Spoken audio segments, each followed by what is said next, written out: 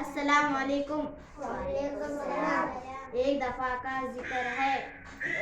एक कौवा बहुत प्यासा था। वो पानी की तलाश में इधर उधर उड़ रहा था। कहीं पानी ना मिला। आखिरकार वो एक जंगल में पहुंच जाता। वहां इसे एक पानी का घड़ा दिखा।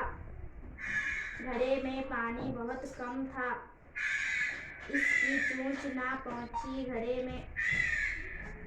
इसने करीब ही कंकर पड़े हुए देखा। इसने एक तरकीब सोची। इसने एक एक कंकर घड़े में डालना शुरू किया।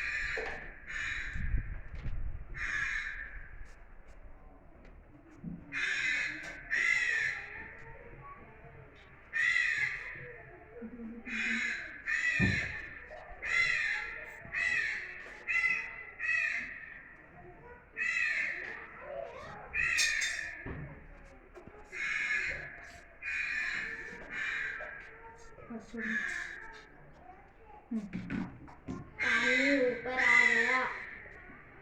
इसने पानी ऊपर आ गया। इसने पानी पी गया और खुशी से उड़ गया।